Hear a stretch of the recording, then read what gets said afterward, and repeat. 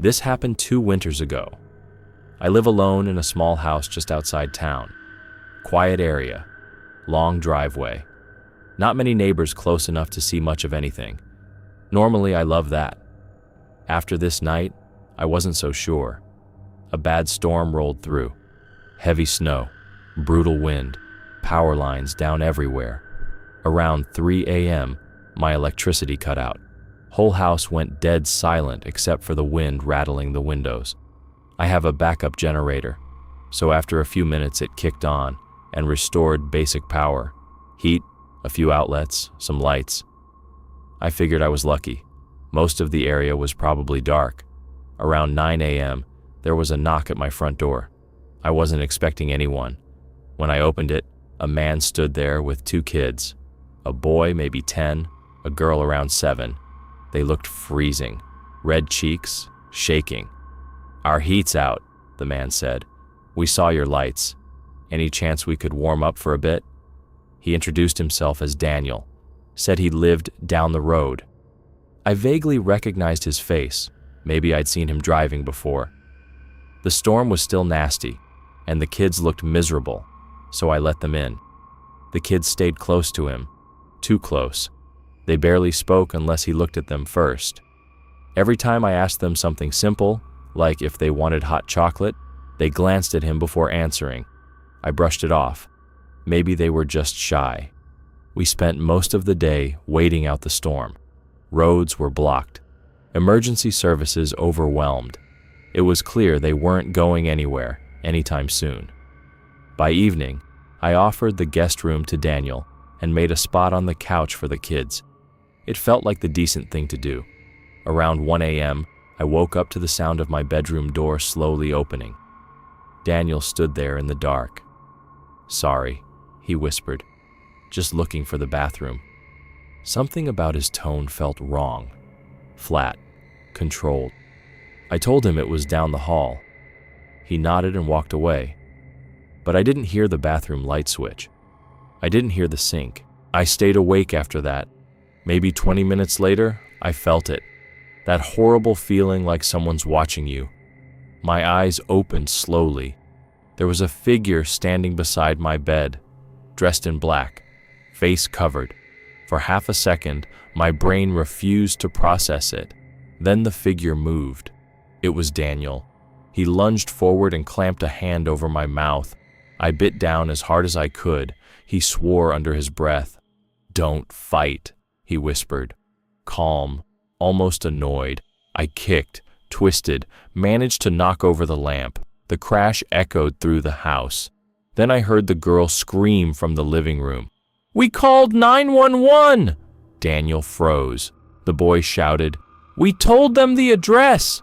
His grip loosened just enough for me to shove him back. He stumbled, then bolted down the hallway. I heard the front door slam open. Police arrived within minutes. Roads were bad, but apparently the kids had used my landline while he was in the guest room earlier that night. They'd been planning it, waiting for a moment he wasn't watching them. That's when officers told me something that made my stomach turn. The kids weren't his. They'd been reported missing in another state almost 3 years earlier, abducted by a man matching his description. He'd been moving around, pretending to be their father, isolating them, controlling them. When police caught him a mile down the road, he didn't resist much. As they walked him past me in handcuffs, he looked irritated, not scared. "You weren't supposed to wake up," he said quietly. Not angry, not panicked, just disappointed.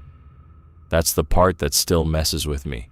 He didn't lose control, he didn't snap, he had a plan, and I almost slept through it. This happened about 5 years ago, back when I was 18. I'm 23 now, and I still think about it way more often than I'd like to admit. At the time, I had just moved into my first apartment. It wasn't anything fancy, small, kind of outdated, thin walls, but it was mine. It felt like freedom. The building had 4 units total, 2 upstairs, 2 downstairs. I lived on the bottom floor, end of the hall. The first few weeks were normal, quiet neighbors, no drama, just work, home, sleep, repeat. Then one night around midnight, I heard someone trying my door handle. Not knocking, not pounding, just slowly turning the handle back and forth. At first, I thought maybe I imagined it. Old buildings make weird noises, pipes shift, wood settles. But then I heard it again, a soft metallic click as the handle hit the locked position. My stomach dropped. I stood frozen in my living room, staring at the door. It stopped after about 10 seconds. No footsteps, no voices, nothing. I convinced myself it was probably someone drunk who got the wrong apartment. It happens. The next night, it happened again. Same time. Same slow, deliberate movement of the handle. This time, I walked quietly to the door and looked through the peephole. The hallway lights were dim, but I could make out a figure standing there. A man. Hoodie pulled up, head slightly tilted toward the door like he was listening. He wasn't knocking. He wasn't in a hurry. He was just waiting. After maybe 20 seconds, he stepped back and walked down the hallway. Calm. Casual. I didn't sleep that night.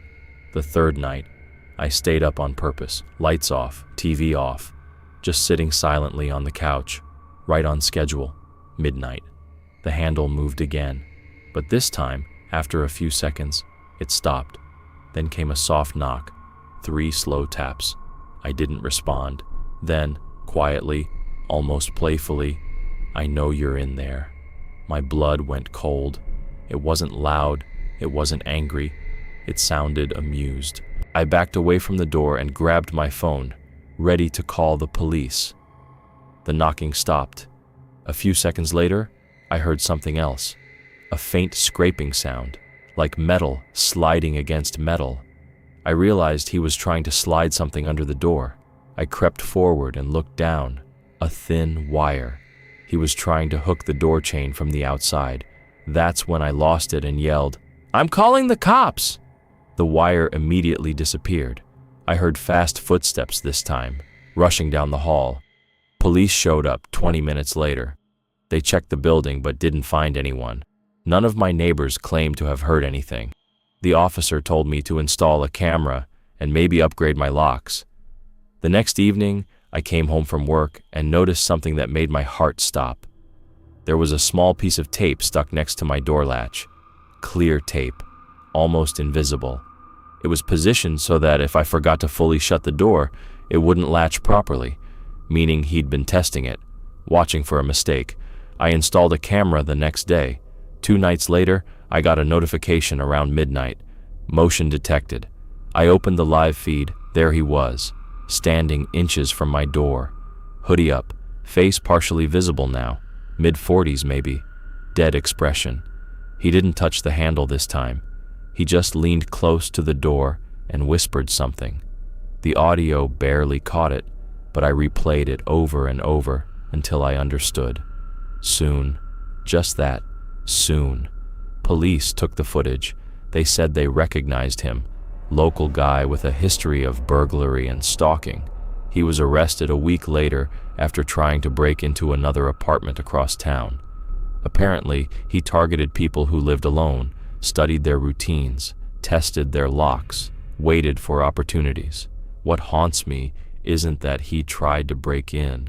It's how patient he was. He wasn't rushing. He was preparing. And if I hadn't yelled that night, if I'd been asleep, I don't know how long he would have stood there working that chain. This took place in Antioch, California. It was about 2 a.m., and I was hanging out at a friend's place in what felt like quiet, comfortable suburbia. We'd been drinking pretty heavily, talking nonstop, just enjoying the night. You know how it goes. When you're having a good time, hours disappear like minutes. I definitely had more than I should have. My friend has this weirdly strict bedtime, though, and it kind of forced the night to end abruptly. I didn't want to ask to crash there and sleep it off. It felt embarrassing, like I'd be pushing my luck. Maybe he was too blunt or too drunk to even offer. Either way, whatever. Sometimes a little inconvenience reminds you to be grateful for everything else, right? I figured I'd need at least an hour before I could safely drive home. Funny thing was, time flew while I was inside, but the second I stepped out into the cold, it slowed to a crawl. He lived in a cul-de-sac, rows of houses forming a circle of pavement. My car was parked along the curb. Only one streetlight was working, and it stood in the center of the circle about 80 yards away. The rest of the area was dim and shadowy. I stumbled over to my car, fumbled with my keys, felt the metal teeth align, unlocked the door, and climbed into the back seat. Because it was dark and unfamiliar, I felt uneasy. I grabbed some old newspapers and a sweater from the back seat and draped them over myself. I didn't want to look like some drunk guy sitting awkwardly in a parked car at 2 a.m. I wanted to blend in, to disappear. Sleep wouldn't come. The back seat wasn't comfortable, and the darkness felt heavy and threatening. My mind started doing what drunk, tired minds do, drifting to worst-case scenarios. I imagined a cop shining a flashlight through the window, or some reckless drunk driver slamming into my parked car. Then I heard something. Footsteps. Far off at first, maybe 100 yards away. Gravel crunching slowly with each step. The sound would get closer, then pause, then continue again. It hit me what was happening. Whoever it was probably checking cars, trying doors, looking for something easy to steal. I couldn't remember how many cars were on the street, but I counted 3 distinct stops before the footsteps reached mine. And then I could hear breathing right outside my window. I froze. There was less than a foot separating us. I lay there buried beneath the newspapers and sweater, trying to make myself look like nothing more than clutter. I forced my body to stay still, unnoticeable, invisible. "I see you," a man's voice said. He sounded over 40. The tone was strange, almost like baby talk, but twisted and unsettling. It reminded me of hide and seek, when someone tries to trick you into coming out by pretending they've spotted you. He said it like he was testing whether the pile in the back seat was just junk or a person. I didn't move. I didn't check the window. If there were Oscars for pretending to be trash, I deserved one. My breathing slowed so drastically I felt paralyzed. My eyes locked on the back of the passenger seat in front of me. I didn't blink. I barely breathed. My heart was pounding so hard it felt like my entire body pulsed with each beat. He walked around the car. I could hear every step. I heard him press down on the trunk, testing it, testing the alarm, or testing me. I was stuck between fight and flight, but doing either would escalate everything. So I did nothing. I prayed he was bluffing. He circled again. Then the door handle on my right rattled. He pulled it several times. "I see you." Same voice, but more tense now, more irritated, like he was trying to provoke the clutter into reacting. My muscles felt tight as wire. Tap, tap, tap, tap, metal against glass. "Grab a penny right now and tap your car window." That sound. It could have been a crowbar, a knife, a rock, a gun. My eyes stayed locked forward. I couldn't see him, but I could feel him staring straight at me. "My name's Pokerface. What's your name?" Now his voice dropped, deeper, darker, serious. My brain painted images I didn't want. I had already accepted the possibility that I might die. I was bracing myself for a gunshot, a stabbing, anything. I just hoped it wouldn't be slow. My thoughts dimmed. I pictured my friend waking up the next morning after a peaceful night, only to find my body mutilated outside my car. Then, silence, just my own heartbeat.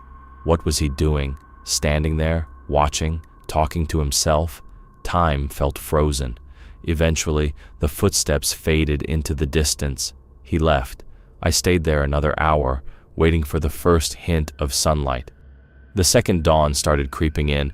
I climbed into the driver's seat and drove off, wide-eyed and completely sober.